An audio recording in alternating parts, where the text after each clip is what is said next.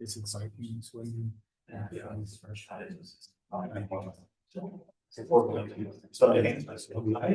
those.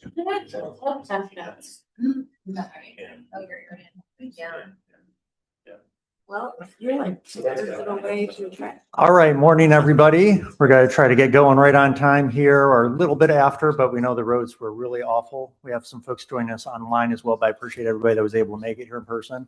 You may have noticed I am not the Honorable Dana Kenworthy, so she's off in Chicago, and yes, we confirmed that she made it safely driving up there last night and all the fun weather she's got going on today.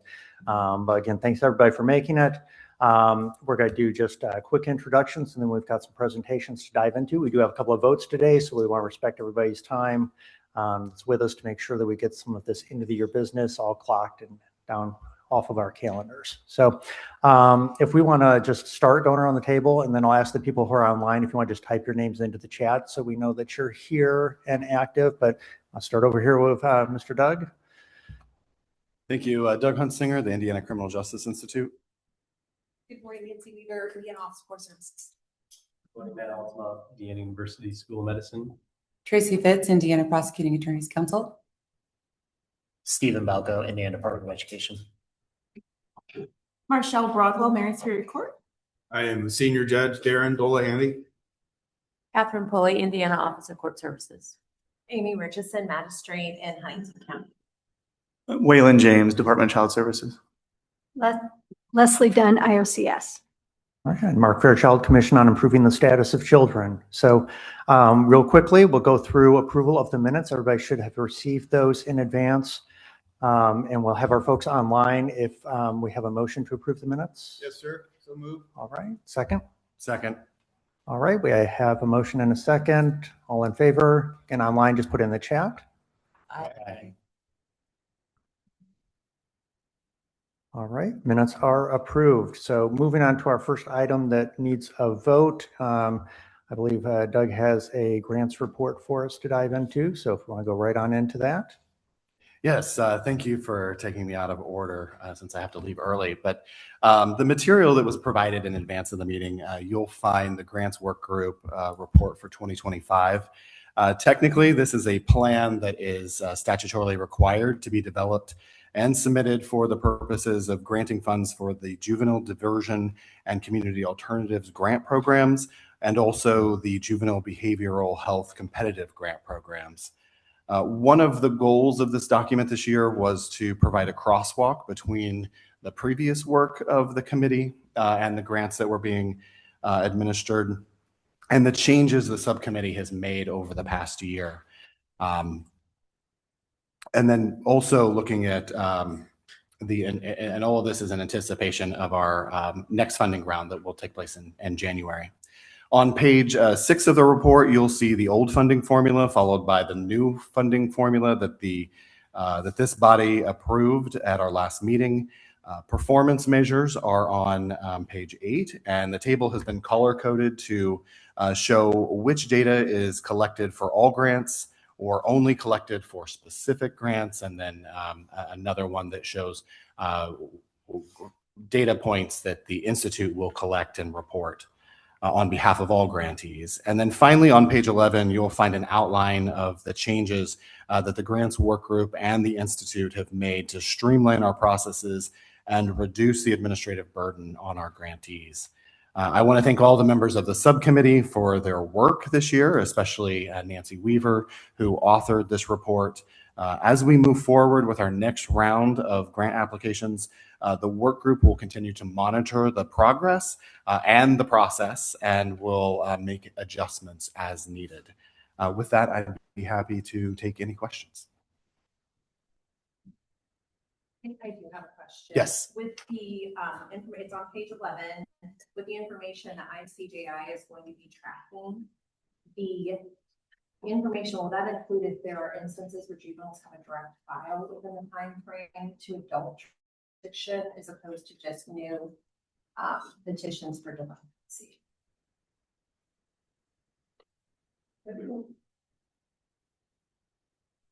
I think we could probably attempt that. I do know there are some jurisdictions where the juvenile court is not involved at all when a young person is direct filed, so. we could figure that out. But I think it's a good point. If we're trying to Yeah. identify or track for recidivism is what I Yeah. gleaned from that, right? Then it just struck me that we want to make sure we're including direct file matters Yeah. within that time period. So one of the largest changes to this is that we'll actually be collecting information on the individuals that are served in the program. So identifiable information. So the institute can then align those up with larger data sets. So that should be possible. I think it's just we're still trying to figure out exactly how all that will happen. But I think we can. Because that's public, but now I'm thinking about it, it doesn't have to be, right? Because for the reoffense, they have to get connected. Right, but if it's file, yeah, if you public, yeah, that should be. Okay. Would just help us and capture Yeah. a broader. No, I appreciate that. Okay. So would you be asking for us to update the performance measures to include that for anything that we refer to as a reoffense? If in fact the direct files are not included in that by definition or category, yes. We can update the definition to include direct files. Any other questions?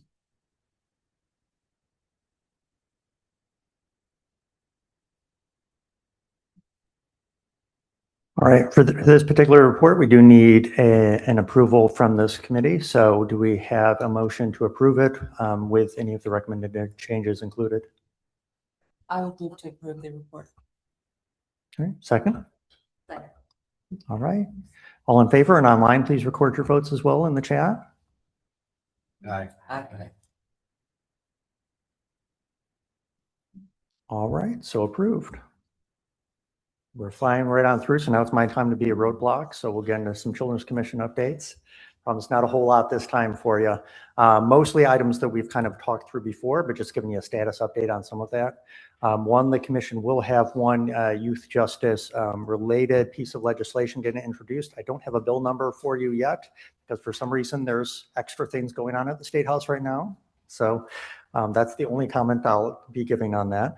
But we ought to have that very shortly. But Senator Donato will be authoring our one that sets just the floor of visitation for youth in juvenile detention. So right now, as written and as we hope it'll be introduced, is 2 in-person and then 2 virtual or telephonic per week. Visits being just the floor that we're setting on that. We have, of course, brought in the Juvenile Detention Facilities Associations and other stakeholders. Most find this is within their existing practices. Those that feel it's a little bit more beyond that have said there won't be an additional staffing or administrative concern or cost for them. So on good footing, obviously, once that gets introduced and moves through session, we'll get more input. Sometimes that doesn't come until it's really down in print somewhere. So we'll be working on that as it goes through. I'll be updating this group. But it definitely fits within a lot of the different areas we've talked about making sure that we have positive transitions in family and youth engagement work as we go forward. So that'll be our big one for this year. We'll, of course, be tracking a wide variety of youth justice related pieces of legislation. If you see something that is worth considering, do we need to be more actively involved in that? Note suggestions can come from these committee members, and then I have a process through the Children's Commission where the Children's Commission can endorse me to act directly on some of those pieces. So as long as we properly vet it, there is a pathway to do that. This is short session. Things move really, really fast. So just don't wait till the middle of February to tell me we should be jumping in. Would not advise. But again, we'll be watching probably about 200 to 300 different bills. So don't be shy about saying, are you keeping tabs on this one too? Biggest item that we have for the Children's Commission right now is we did just yesterday approve our newest strategic plan. So as far as this group is concerned, not any major substantive changes, but I'll go into a couple of them. One, it does formalize that the Youth Justice Oversight Committee is listed in line with other committees of the Children's Commission. We've talked about kind of couching it and returning it there. Doesn't change the structure here, doesn't change the membership here, chairmanship, or anything else. It just means that it can make recommendations up to the commission and the commission can be acting on those directly. So it's more saying here's On our org chart, here's the administrative home of this group, so it doesn't look orphaned anymore. And then we've got it couched in there. So that doesn't change too much at all. Another change we made is we did have within the commission, so as we were looking at bringing this in at that level, we do have a juvenile justice and cross systems youth task force within the commission. So we talked with that group and talked with leadership over here as well and said, well, now it's getting a little closer to names overlapping and looking like they're doing the same thing. And we always want to be careful there. We have plenty of people in this room that were members of various groups across all of that. And we're very much big fans of saying, gee, if I could go to 6 meetings instead of 12, that sounds great. So we did look at how we can map that out, consolidate that. So the group formerly that was juvenile justice and cross systems youth under the commission is now going to be focused on multi-system youth. That doesn't mean no longer youth, the juvenile justice and youth justice components there, but that's just one mix of many of the ones where we have youth transitioning between multiple systems or involved simultaneously with multiple systems, and knowing that we need to smooth those processes as much as possible. So they'll have that focus. The only thing that changes with this group is now when we get something that's truly and uniquely a juvenile justice recommendation, we would be asking that that be something that this group look at and make sure it fits within standing law, practices and procedures, and all the key entities have been vetted on that. So you would now be a vetting entity for when we have recommendations on policy or legislative changes on juvenile justice. Again, not changing any of the roles that we have here today or anything else, but as we look into the future and as there's a lot of shifts between some of our work groups and what their ongoing roles are going to be, we'll keep looking at how it makes sense to integrate that so we're not duplicating and doing work in 3 different places that really belongs in one. So that'll be a slow process over the next year of how we make some of those shifts. So it's not going to be something where we get a knee-jerk change at all. I can say looking at some of the groups we have across both, though, for example, both have a data group. Well, could we look and saying, you know, is that something where we have a broad enough pool of data experts where it's better to merge that into a singular group that still is there for the juvenile justice and youth justice components, but also can be looking at other things that relate to youth that are maybe more in the prevention realm or the education realm and some of those other places the commission covers. So that's what we have on that for now. I welcome any questions on some of those changes and transitions. I see Dr. Alsman's excited about more data. Mark, there is a legislative piece in place? You just don't remember the number, or it's not? It has been filed. We don't have the number of the bill yet. What So, happens if there's a swing and a miss? Yeah. By that, I mean, if the 2 contacts don't happen, is that accounted for? Yeah, and it will get a bill number, so it will show up. And we do know that we have, depending on what committee it goes to, if they're busy committees, sometimes they just don't get to it this year. We also know it's going to be a very fast moving session.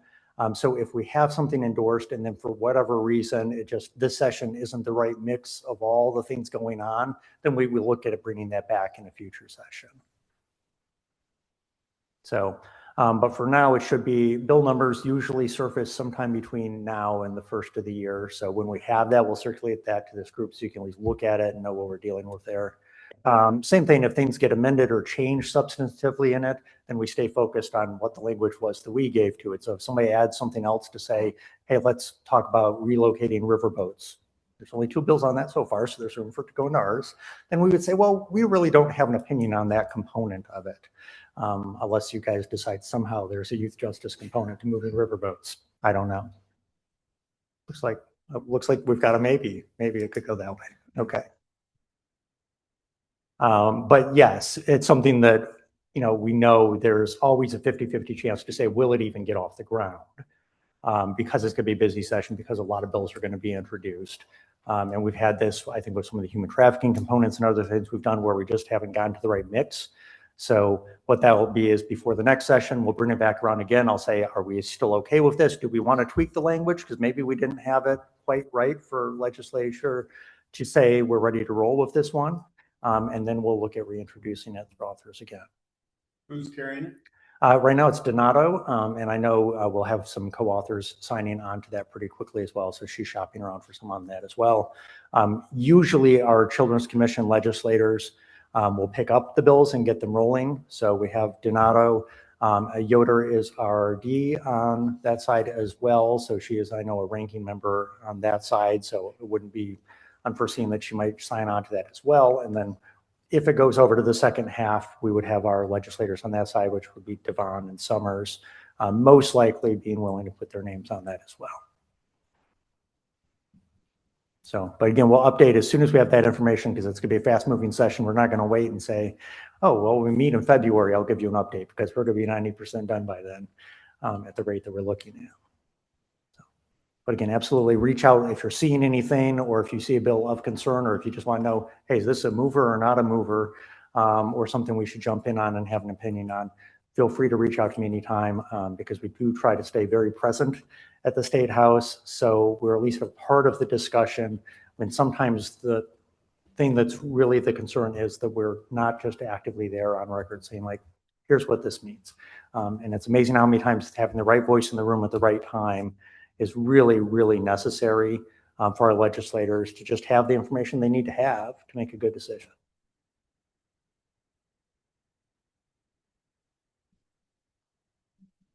All right. Otherwise, that's all I have. We'll go on through our list of reports, and I think we have Chris Bean up next with the OJA.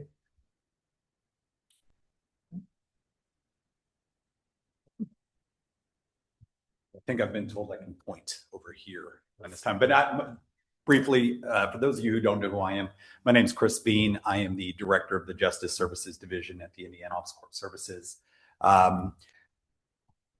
As we get prepared to show the PowerPoint, you also, some of you, I tried to print off 20, but apparently I only printed off 10, included a copy of the survey that went out to all 92 counties. Every year we are tasked with two reports, at least two reports, one on the use of secure detention and detention policies, and then the second one around overrides and diversion. The first one you received the report on. It was finished by December 1st. I have now received some comments in which I will continue to edit it as long as I'm allowed.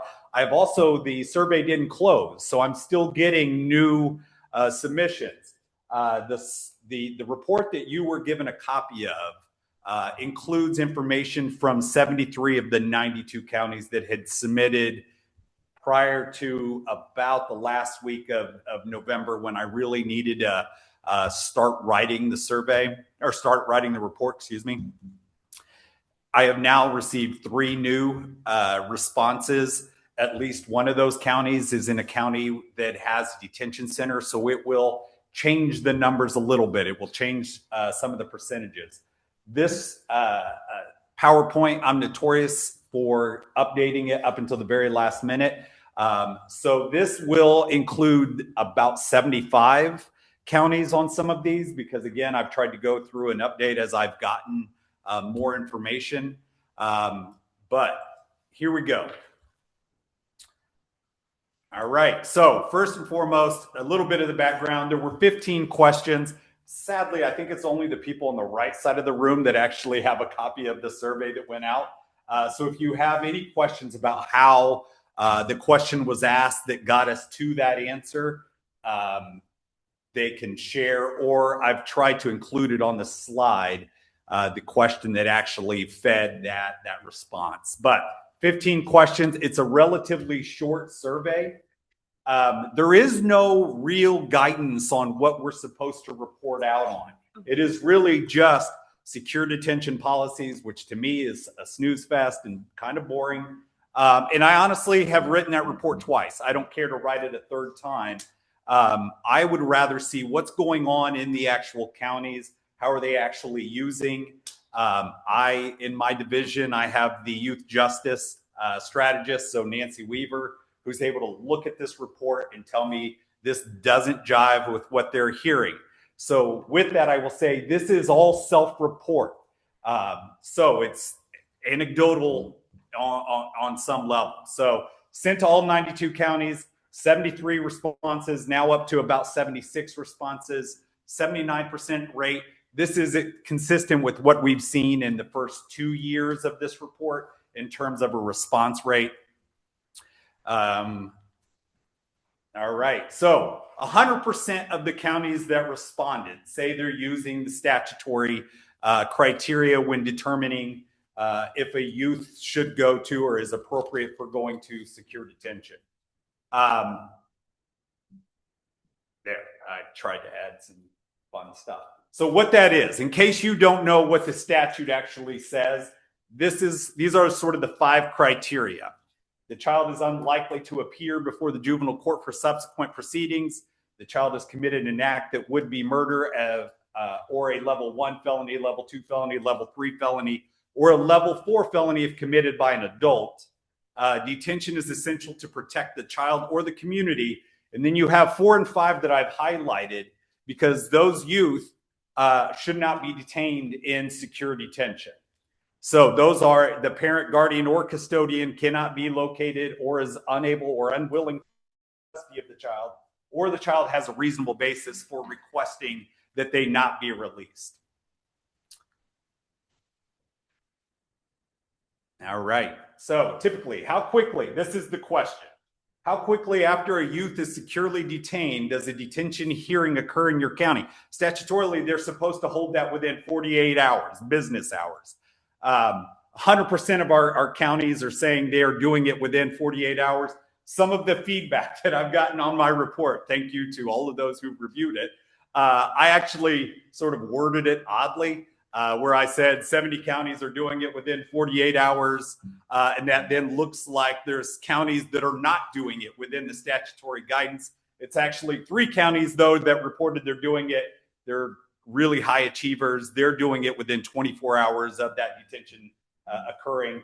The most important thing, the most important takeaway from this is that 100% of the counties are reporting that they are holding a detention hearing or an initial hearing within 48 hours of the youth being detained securely.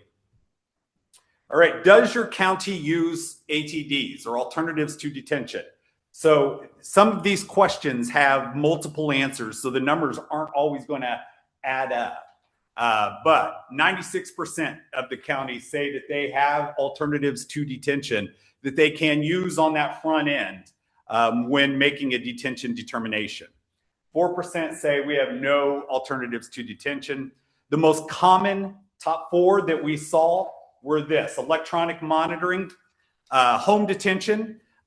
So that means you tell the child, go stay at home. Don't leave your home. However, they're not attached to like an electronic monitoring system. Shelter care and conditional release. So whatever other types of conditions that might effectuate the child's release in lieu or instead of being detained securely. All right, if yes, which ones are available? We just kind of talked about that. Electronic monitoring being the most prominent, reported home detention, shelter care, and then conditional release. There was also, if you don't have a copy of the survey, there was a free text other. So if we got anything that was kind of interesting, I made note of it. There was nothing that was all that interesting. If your county does not use alternatives to detention, what barriers exist? So facilities. So they don't have any facilities for it. And this, I'm getting the look of puzzlement from Nancy. And I think that is probably a good look, because what facilities would need to exist to have an alternative to detention that might be something like electronic monitoring or home detention? Funding. And when I first did this report, and I had Nancy review it, she made a comment. I think this is a good comment. And I think this is sort of the fun with these types of reports to me is, I think of Jason Isbell's song, If We Were Vampires, and there's a lyric, your questions like directions to the truth. And I think this gets us to that. Sometimes we ask a question, they answer it honestly, and without them saying we need help, they're telling us we need help. And so if they say we don't have policies, but we don't need technical assistance, I disagree. You are going to refer that on and say, Nancy Weaver and your youth justice specialists need to go out to X county because they don't have policies. So these are the types of things that I'm thinking of. Like when you are saying that you don't have facilities, well, what do you understand this to be? What is it that you understand an alternative to detention as needing in terms of facilities? And we have some experts on this that can come out and help you. The funding, Nancy's comment at the time was, how many of these counties actually applied for any of the YJOC funding? So that's something, as I've now gotten to look more into the responses, we can compare that against what CJI actually has in terms of the counties that have applied. 30%, nobody that's there to provide any alternatives, staffing issues, and just rural counties. All right. Too many ahead. Sorry. Barriers. 82% have been unable to. This was what I thought was the most interesting part. This is what I think 2 years ago, Leslie and I were given an opportunity to go around to the district meetings that the Supreme Court held with judicial officers. And this was, I think, a focus of primarily Southwestern Indiana judges, but judges on the whole, is the inability to securely detain a youth. And what that means, or what that looks like, is a different answer. And I think that gets deeper into these discussions. However, what I asked them was, have you ever wanted to detain a youth, or you have gone through, made a decision, we want to detain a youth, however, you were unable to detain that youth for some reason? So 82% of the responding counties said, yep, we've been unable to detain a youth that we had made a decision to detain. One reason they noted was capacity problems. You'll see the next slide. I think it's the next slide. I'll show you where all of the detention centers are. I think there's 17 or 18 that are actually youth detention centers that are up and running around the state. So there is a lack of actual facilities. Offense restrictions. So sometimes it is that the detention center says, we don't want that type of case here. I've received calls and emails that are sort of in this vein, and it will be a rural county, doesn't have a detention center. No detention centers around them are willing to take this youth. So this was a little bit of the reason I was interested in asking some of these questions, because I was even asked, nobody in the state of Indiana is willing to take this youth who's charged with 2 counts of homicide. Are we allowed to place this youth outside of the state without going through the interstate compact? Part of my job is I'm also the commissioner for the interstate compact in the state of Indiana. And there's a lot of federal regulations about the movement of individuals across state lines. So we had at least enough questions about, how do we find a place if we can't detain them securely in Indiana? Interestingly, I asked the question also, have you ever had to detain a youth, or had to go outside of the state of Indiana to detain a youth? And I got no responses. They were all, no, we haven't had to. So the counties that have asked didn't end up having to do it, or they didn't respond to the survey. Behavioral concerns, sort of along those lines. The detention center is not in the mood to take youth that have a higher level of need in their secure detention facility. Has your county made a decision to detain a youth but been able to do so? Yep. What do you do about it? So I think this is something else that you can kind of build on. Is they make a detention or decision to release them with conditions, place them in shelter care. And I didn't learn well enough from Judge Kenworthy a few years ago to always use 20 font. And so I can't even read. Transfer to another county, I believe. And then if somebody can tell me what that bottom right on the quadrant. Release without conditions. Release without conditions. So just a flat out release.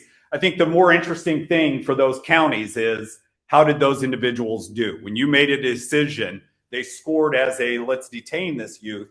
You were unable to do it. How did they do when you didn't have secure detention there?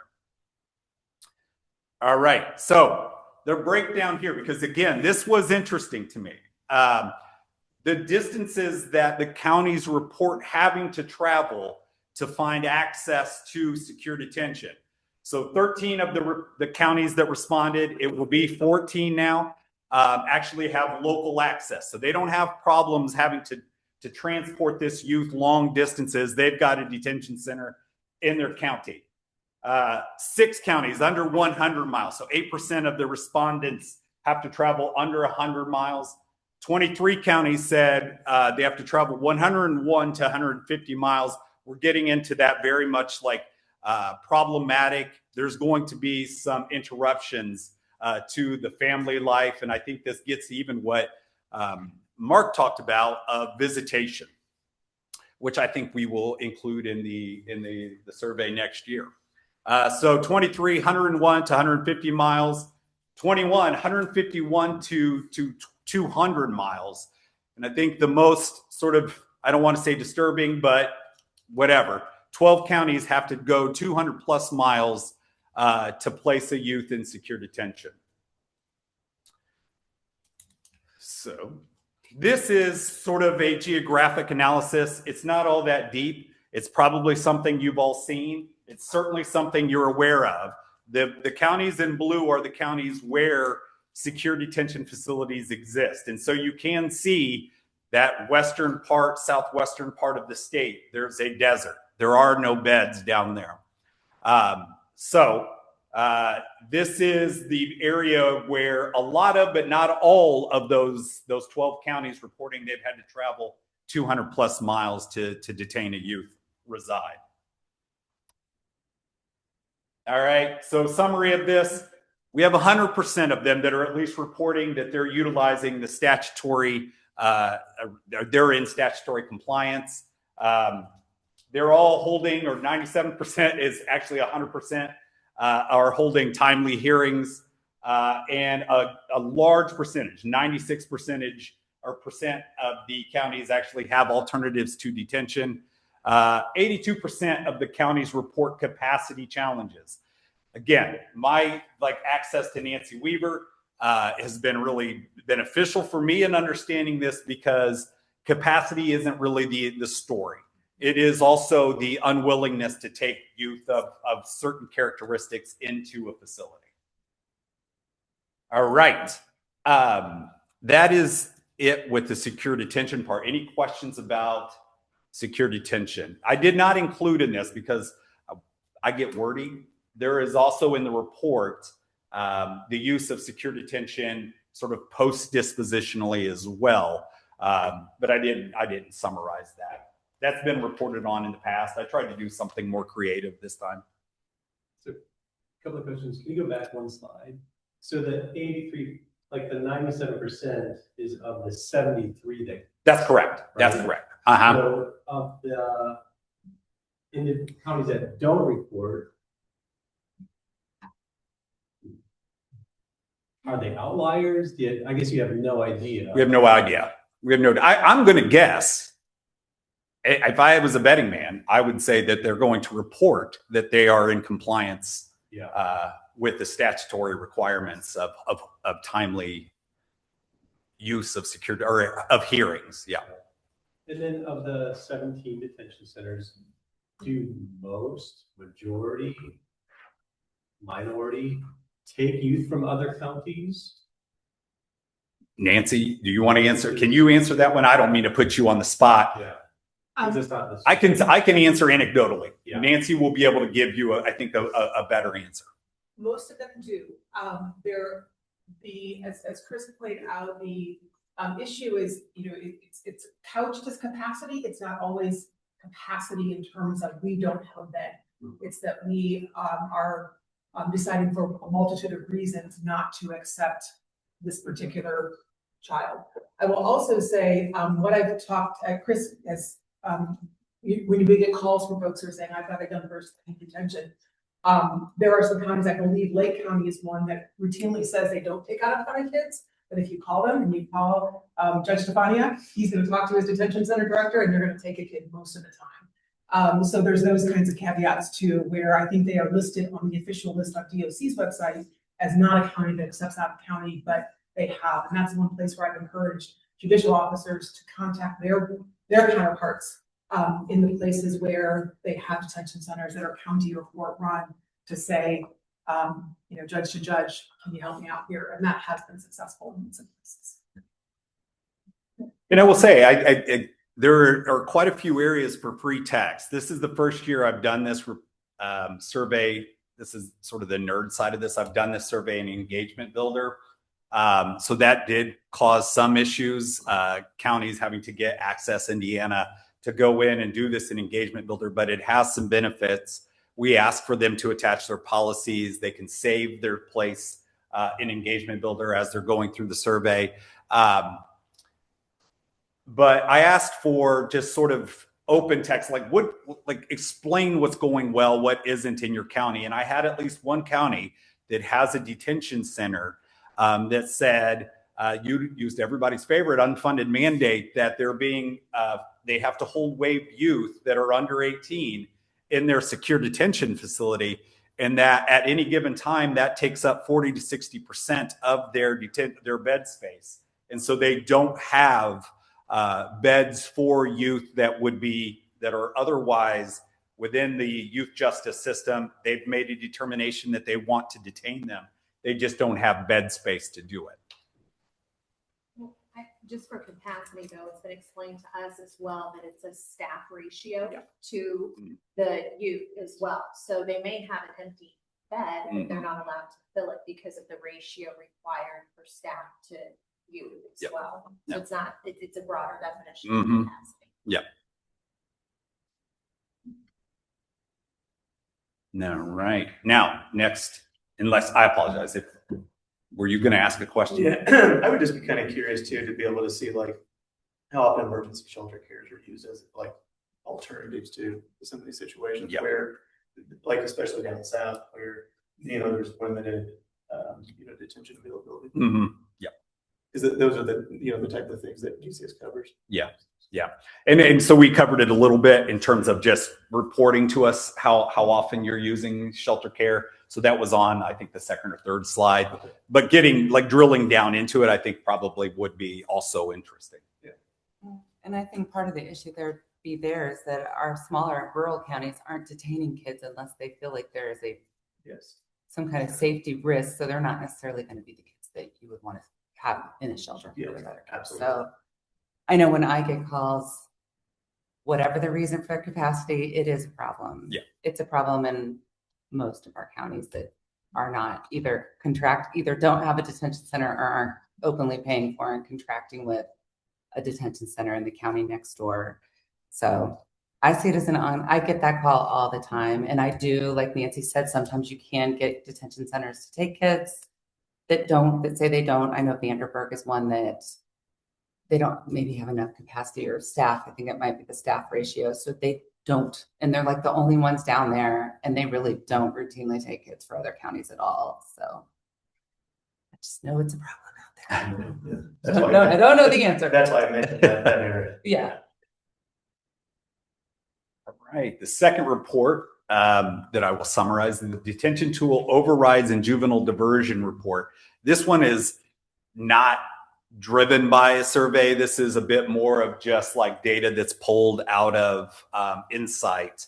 I did include, again, if you are able to look at the report or the survey, I did ask some diversion related questions in the survey, just because, again, I don't like to be bored by the stuff I'm writing reports on. So 79 counties completed the IEAS detention tool. So this will beg the question of, and I think Dr. Alsma actually asked this question of me yesterday, those 79 counties are the only counties that actually completed the IEAS detention tool. So there are 13 counties whose data isn't in here because they did not complete an IEAS detention tool.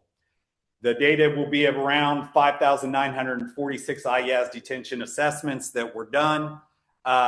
So we have that. We also have the diversion stuff, 78% successful completion for youth that were placed on diversion, 1,397 youth in informal adjustment. Those of you that are around a little bit know that diversion is still fairly new. this report is almost as old as diversion is in terms of statute. And every year we keep saying, we're going to get better information as we go along. We're going to be able to report a little more. This year, I'm going to say next year, we will have much better data around what's actually going on in diversion. And now I'll kick that one to Dr. Alsma to give his update when you want. Yeah, ask one quick question. Please. So the 79, did you cross-reference with the detention survey to see if some of those 13 did indicate they did detain youth, but you don't have it? I did not do that yet. That's why I need smart people in my life, Dr. Just to see if there is ISD somewhere else. Yeah. Or if they're detaining young people. That's a thing. Yeah, and I will say on where I fall short on this is that 79 number actually comes from IOCT. The surveys are information I push a button and I can find out that information. But no, I will absolutely go a little bit further on that. If the members here are interested in that being included in the actual report, I'm happy to add that, include an addendum, whatever. So 60% of assessed youth had preliminary inquiry reports that are actually completed on them. Detention rates aligned with risk. So 79% of the detentions scored as high, 57% scored as moderate, 40% or 46% scored as low. Public safety cited in 83% of the detention decisions. 1,946 detention hearings actually conducted. This 35,135 actually gets to the study that IU School of Medicine and Dr. Alsma are doing. And so that's the number of unique youth records that are being evaluated from that first phase of the IU project over 2020 to 2024. All right. So little breakdown, IES detention risk assessments. You can see the high risk, the moderate risk, and the low risk. So moderate risk are the most sort of prominent in terms of the numbers. Detention rates align again with the assessed risk levels, demonstrating effective tool utilization. 1,946 hearings conducted. Do you mind if I walk around? Awesome, because I don't stand still. It makes me nervous to stand still, and I'm sorry, Judge or Magistrate Pulley, if you can no longer hear me. But public safety, additional factors cited, so they're able to cite more than just the one thing.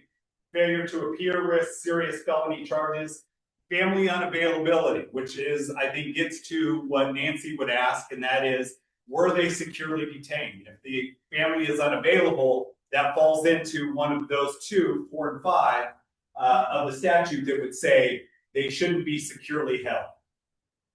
And youth request for detention, again, does detention in this mean secure detention, or were they placed in an emergency shelter? All right, successful completion of informal adjustment, enrollment, and completion, just discharged successfully. So 1,089 of these youth were discharged successfully, still active. I didn't cover this. This is over a fiscal year, so these numbers are July 1st, 2020 through June 30th of 2025. Other closed inactive 9s. As I've been more involved with the data group, I now understand why they get so frustrated with the option of other, of not being able to understand what's actually happening with those. Removed for a new offense, just 1 youth. Our IDAS diversion tool results, 8,011 assessments completed. Low risk, 16%, moderate, 71% of those, and high risk at 13%. 87% of youth scored low or moderate risk on the informal adjustments or on that diversion tool. Chris, what's a success? You had on that slide you just clipped from discharged successfully. What do we count as a success? I think that it's locally dictated, right? So it would be whatever it took to complete that informal adjustment spells success. So some counties, I think Justice Gall talks about this all the time, we're a non-unified system. So what success looks like is probably going to have 92 different definitions. around the state. So I don't know that we have sophisticated enough data to be able to tell you what constitutes a success, other than they completed the terms of that informal adjustment.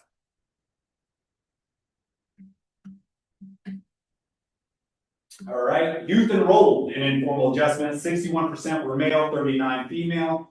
Non-status delinquents, 77% of the diverted youth. Status delinquent, 23%. The race and ethnicity, I think, is something that is eye-opening on this. So we're looking at 78% of the youth that were diverted are white youth, 15% black youth, Hispanic or Latino 12%, mixed race 5%, other or unknown 5%. All right, detention tool effectiveness. So summary and next steps. They're detaining based largely aligning with what the risk level says on that detention tool. Some 79 counties submitting data and judicial involvement. So there is some involvement from the judges in understanding that. I don't think I talked about it, but in that detention report, I asked the question, how many of you have to ask for permission from your judge if you are making a detention decision? Most counties do not, but there are quite a few counties that still have to call their judge and say, we have a youth that scored this with this offense, can we detain them securely before they'll actually be allowed to detain that child? So with that, I will, in terms of next steps, Dr. Alma, do you want to talk a little bit about where we're going to be? Because I know we promised better data on the diversion side of things. And I think Dr. Alma is going to be our better data guy. Questions for Chris before we talk to, as he calls me, Dr. Alsma? I'm thinking about being able to see trends over years. Mm-hmm. And on one hand, I appreciate like changing the survey every year because like let's talk about what's relevant. Yeah.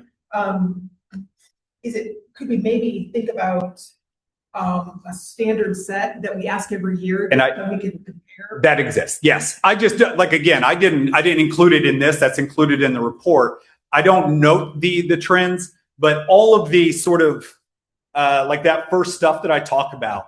Are you holding these detention hearings in a timely fashion? Are you utilizing the statutory? All of that stuff has been asked the 3 years that we've been doing this. Again, admittedly, I found the stuff that I thought was most interesting and I wanted to talk about as the stuff that I presented about. It is included in the report, though.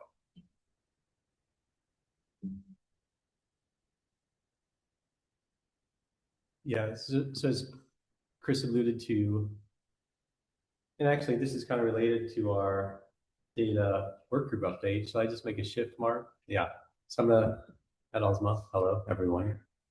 So in terms of our data work group, we've been working since January on this kind of data quality improvement project.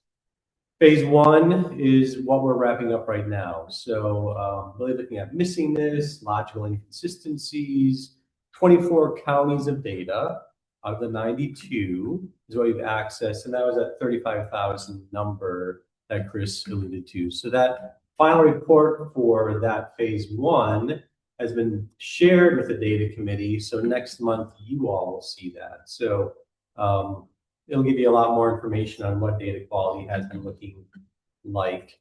And then we haven't planned on this, but we have a separate report on diversion data, simply because that earliest end, we know it's been the end that's just more fraught with data inconsistencies and local data entry norms that might vary quite a bit across the 92 counties. So we did a survey, we did some deep dives, we did some interviews with several counties.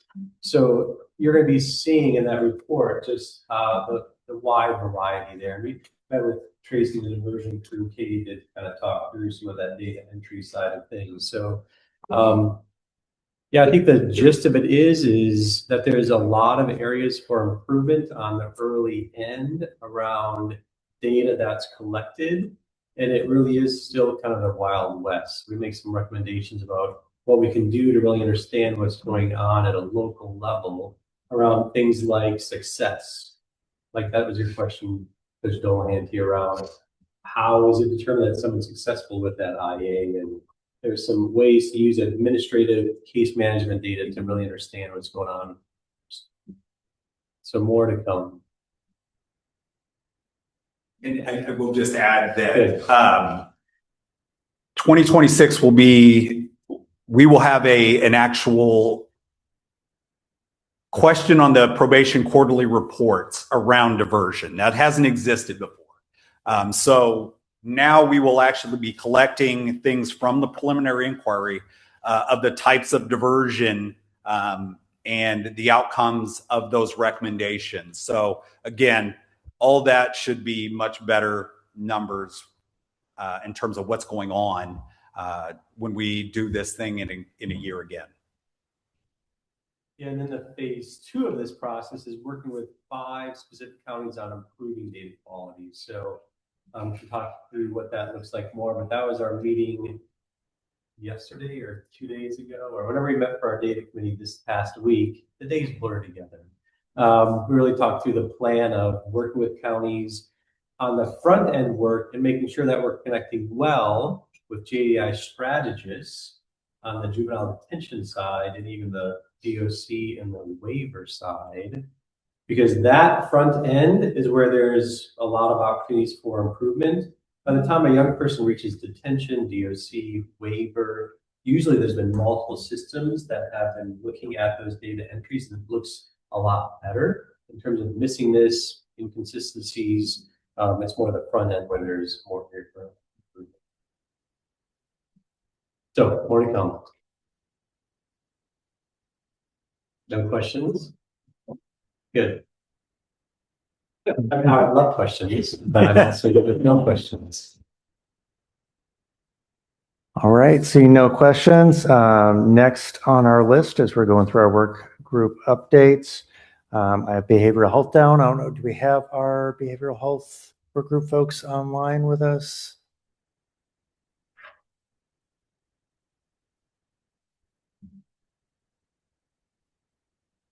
Sarah or Magistrate Gowdy. So if not, we can go down to our next one. So next, Mindy, do you have something? Sure.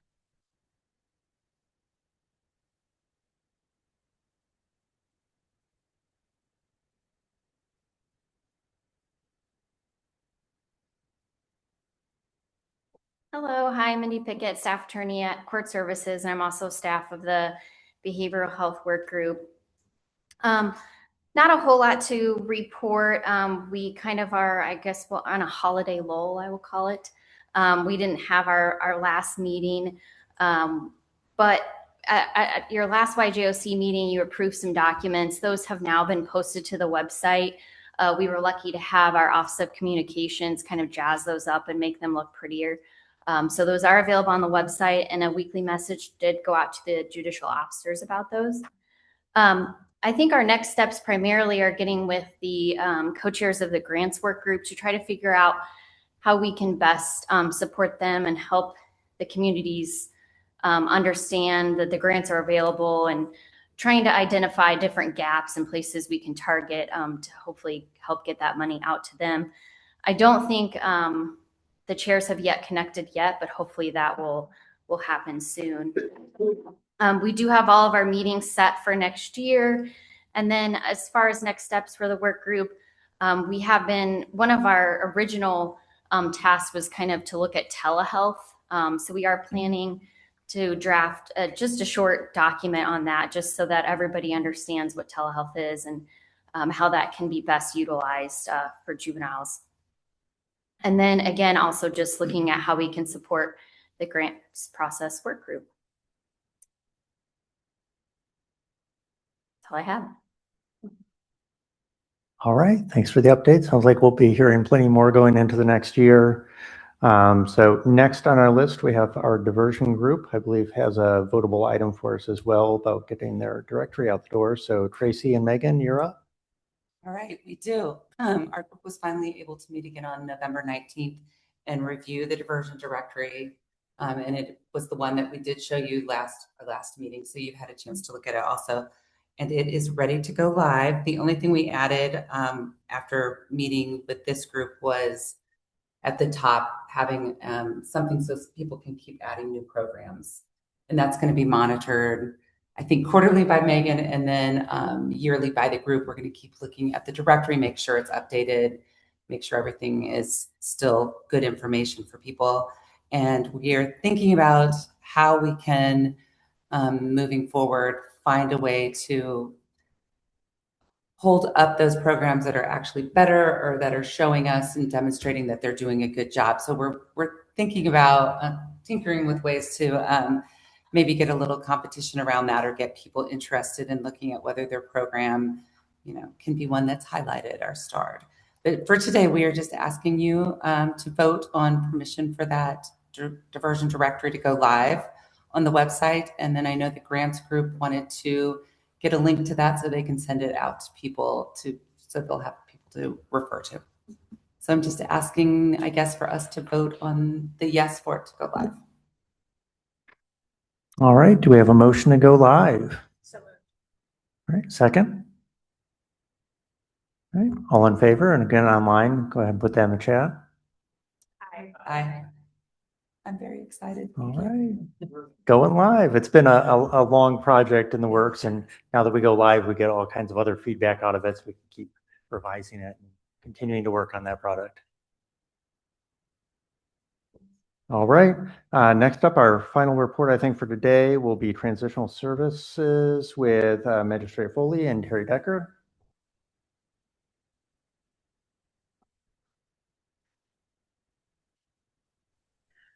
Can everybody hear me? I have a terrible sore throat, but Terry, if you want to go ahead and give our report, I can maybe chime in. And there's really nothing to report per se. We're waiting for Judge Kenworthy has our best practice guide, and it's being reviewed. We hope at the next meeting we'll be presenting that.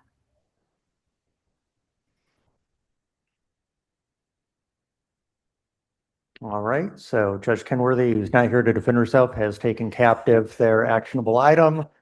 So that's what we have from them for today. Appreciate that.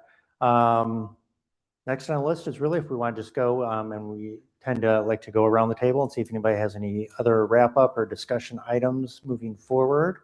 So if we want to start over here with Leslie and go around, if you have anything to share. Safe. Drive safe. That's all I have. I don't have anything this time. I have nothing. No. Not for me either. Thank you all. Nothing. We just finished up the Prosecuting Attorney Council's Winter Conference, and we did have one juvenile topic.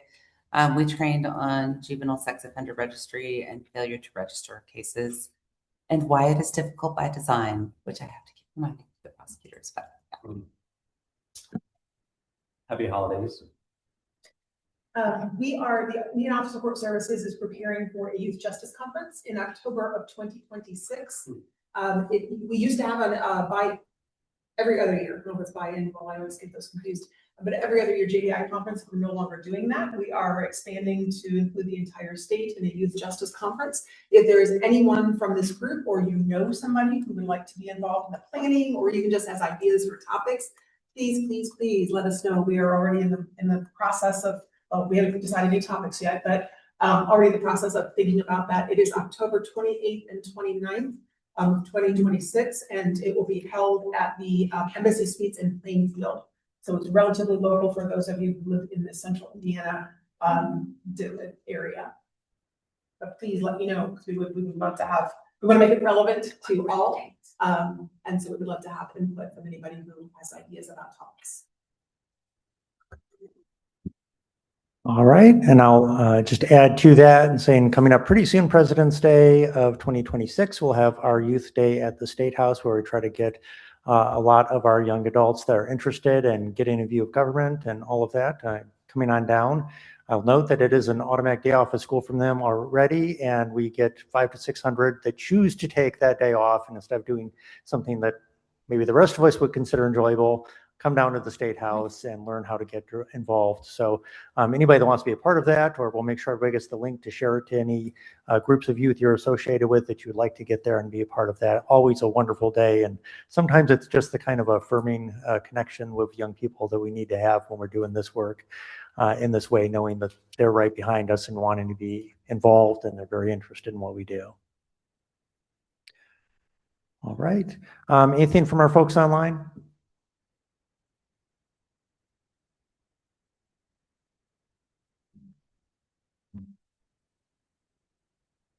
All right, I gave them my 6-second count. We'll count that for today, right? All right, well, everybody, again, drive safe wherever you're going for the rest of your day. And as you go home, happy holidays for those that we won't be seeing before then. And otherwise, we'll call this meeting adjourned.